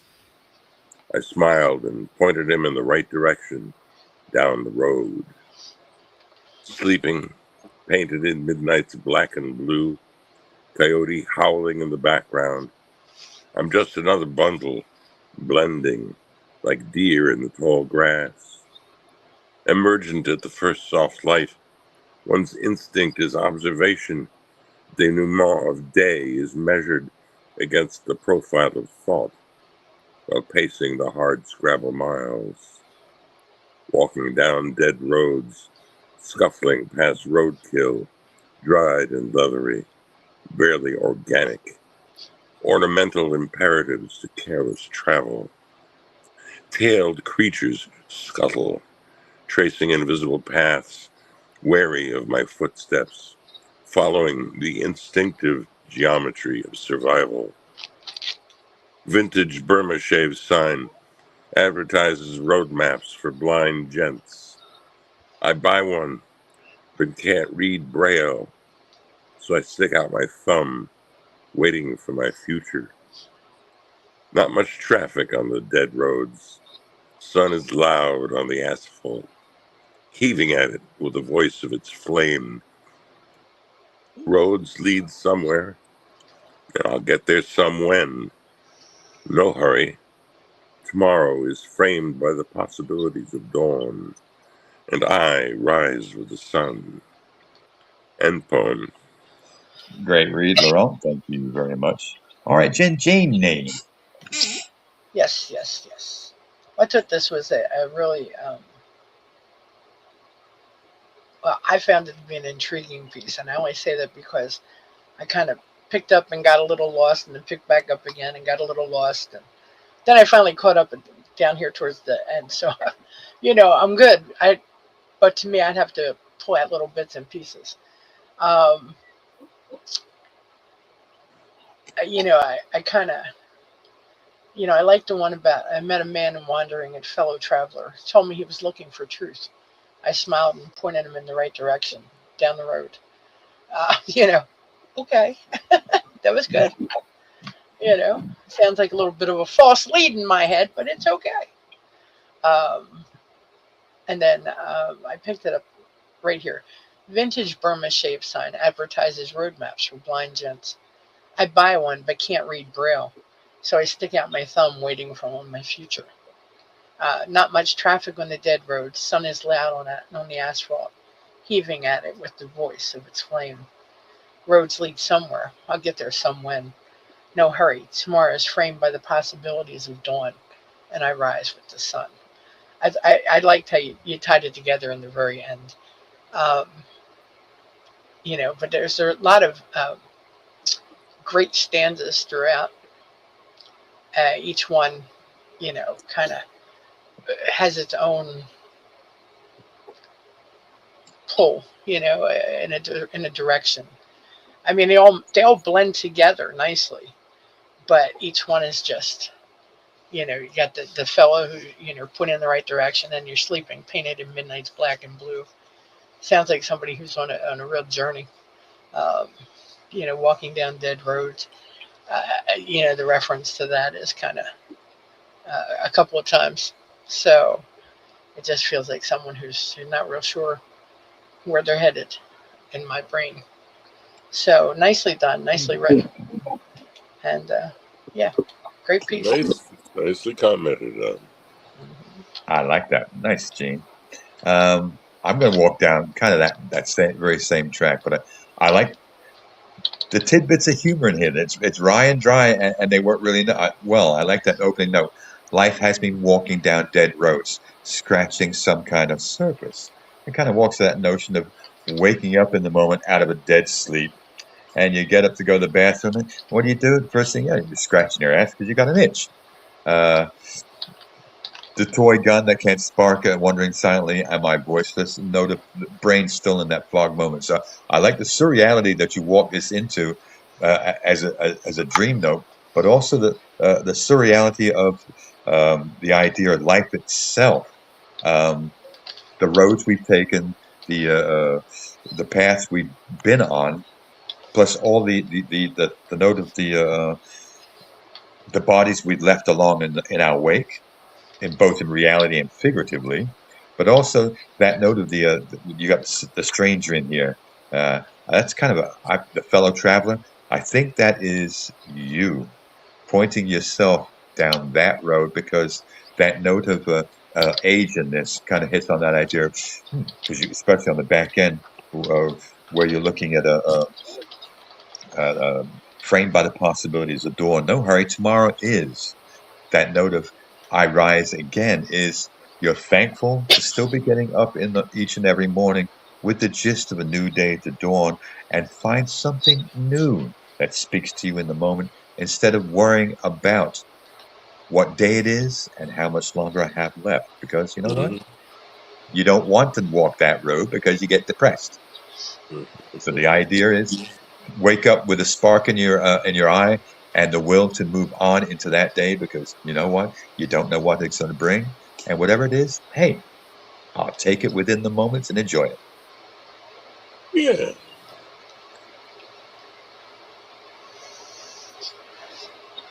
I guess that's all he's giving it, Rex. Doesn't That's sound like. fine. Don't Well, think I don't.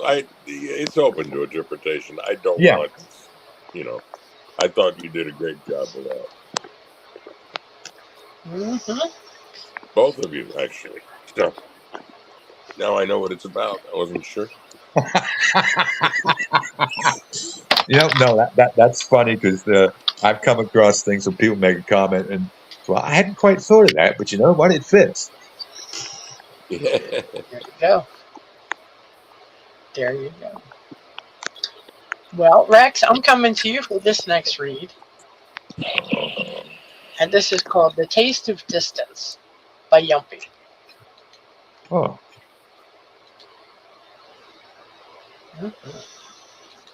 what the heck? What the heck? Yeah, my. Oh, Laurent left us. Goodbye, Laurent. Have a nice night. There it is.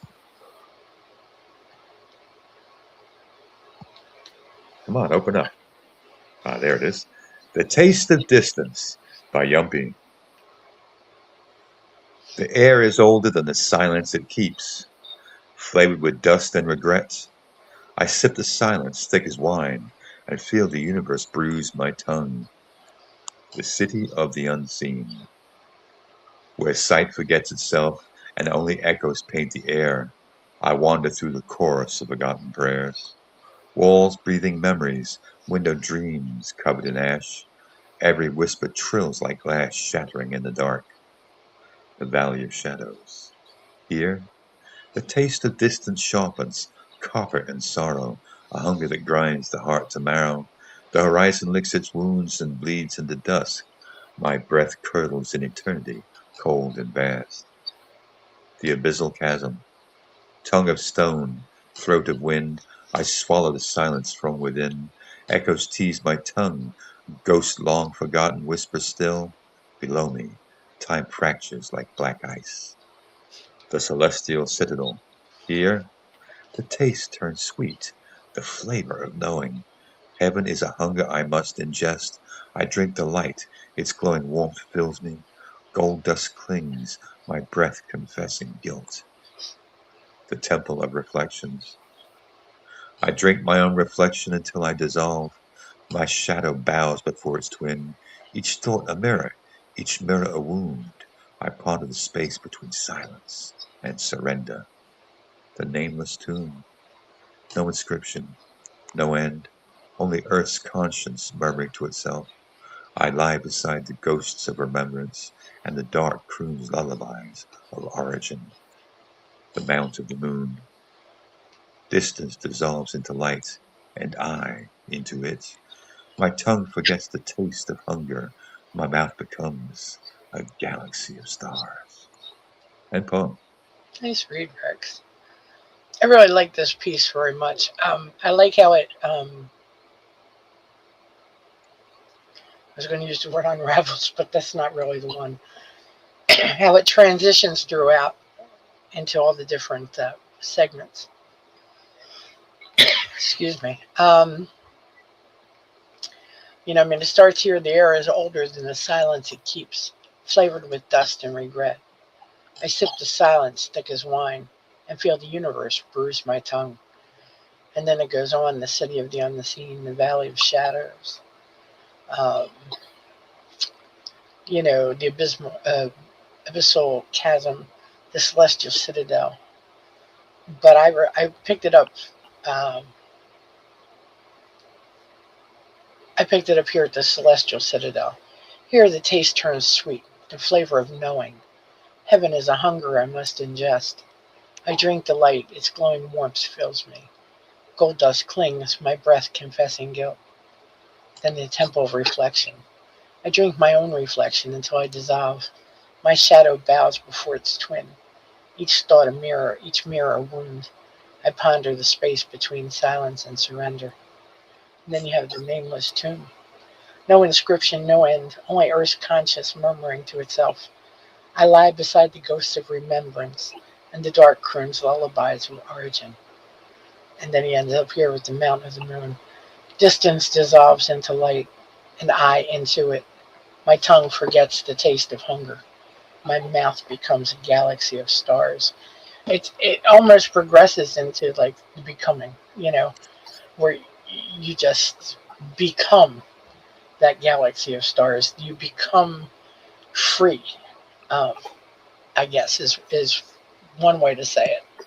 I think it was very well written, and I think it was a neat take on the prompt. It says the taste of distance, turning space and longing into sensory experiences. And I think that you definitely met that prompt for sure. But nicely done, and thank you so much for putting on the board tonight, Yumpy. It's great to have your work back in the reads. Um, Nice job and very well done. Thank you for sharing. Thank you, Gene.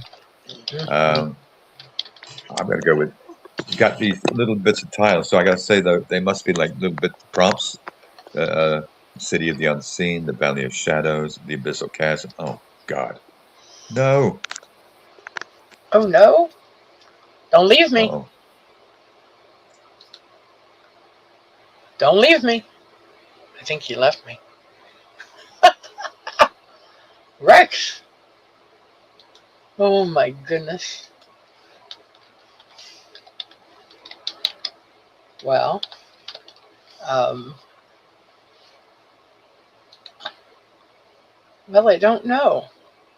But it's just you and me, whoever's listening. He may leave and come back. But I have another read, so I'm going to put that up. And I'll hope for the best. And Rex is going to comment first on this. Just kidding, everybody. This is called Nostalgic Ramblings by Hats. And here we go. The first one smelled of the resin. I lay with him on the moss, lips on lips. When he kissed my hair, a pine needle stung me. Now I look for him in the forest. Just the other one smelled of the cigarette smoke which slipped under my blouse. I drove him away. He hugged me in the dark, and I was sluggish as of travel fever. End poem. I think that this was a pretty clever piece by Hats. Her imagery in this was really, really good and nicely done. The first one smelled of resin, and the other smelled of smoke. Smelled of the cigarette smoke. Yeah, but her imagery is always really great. Let's see. I don't know. I think I'll pick the first one. The first one smelled of resin. I lay with him on the moss, lips on lips. When he kissed my hair, pine needles stung me. Now I look for him in the forest. It's very nicely penned, and I like the the second. It's a great brevity, I should say it that way, because it makes me want to continue on with that second stanza when I comment. But nicely done. Nicely done. And it was Write a Poem for a Contest Sketches. Well, here you go. Friendship, love, nature. Yes. Very good job. Very good job. Yes. And Rex has deserted me at the end of the show. Just saying. No, Yumpy. He didn't leave because he had no idea what you were talking about. Oh my God. No, he's having some kind of problem. I guess his phone's acting up, which is, yeah, I don't know. I don't like to see that. And see, JoJo didn't even come to rescue me. Ha! Well, we only have 6 minutes left. I have a couple more poems, but I still only have 6 minutes. But anyway, back to Hat's piece. Thank you so much for sharing with us tonight, Hats. Emily. I usually say Emily when I'm on the radio. But very well done. Very well done.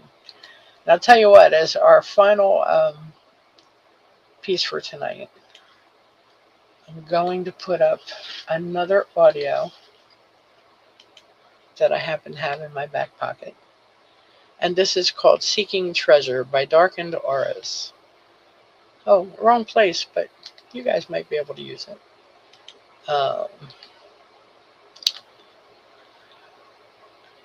Do that. Now I have to open up that one more time. And paste. Okay, Seeking Treasure. And let me hit the button. Here goes.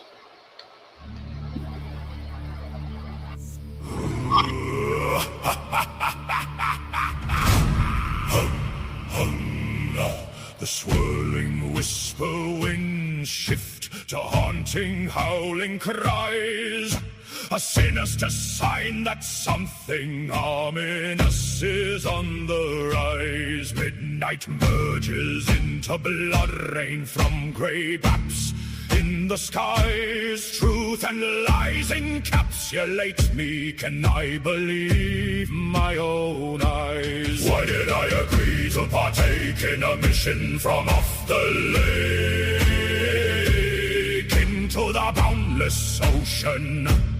All for promised riches' sake, as nights all grow together and my brain begins to break. A piece of me is taken for each artifact I take.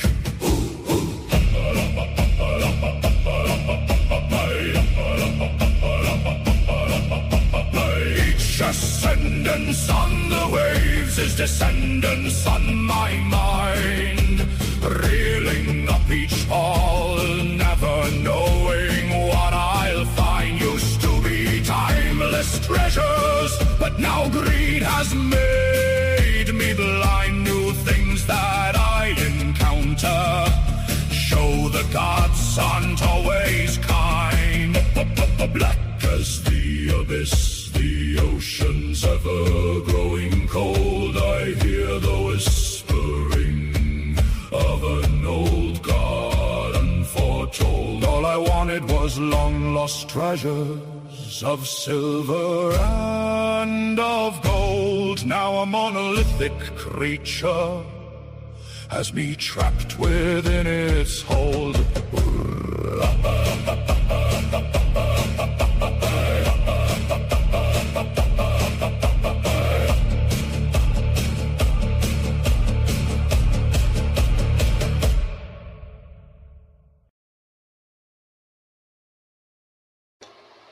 Nice job, Darkened Auras. That was a good call to make that into a song. It carried well. Wonderful lines and imagery. I think that the choice of music suited it perfectly. Good old pirate kind of song, and I liked the first stanza, and actually each one was very well done. The shoreline whisper winds shift to haunting, howling cries, a sinister sign that something obviously ominous is on the rise. Midnight merges into blood rain from gray gaps in the skies. Truth and lies encapsulate me. Can I believe my own eyes? And then you get into that mission in the boundless ocean, and just kind of, I don't know. There was great sound for this. And then as well as the beginning one, I like the ending one. Black is the abyss, the ocean's ever growing cold. I hear the whispering of an old god unforetold. All I wanted was long lost treasure of silver and gold. Now a monolithic creature has me trapped deep in its hold. Great job and very well done. Hey, thanks for sharing with us tonight. Really appreciate it. A lot of good alliteration. Rhyme and meter was well done. Yeah, well done. Much enjoyed.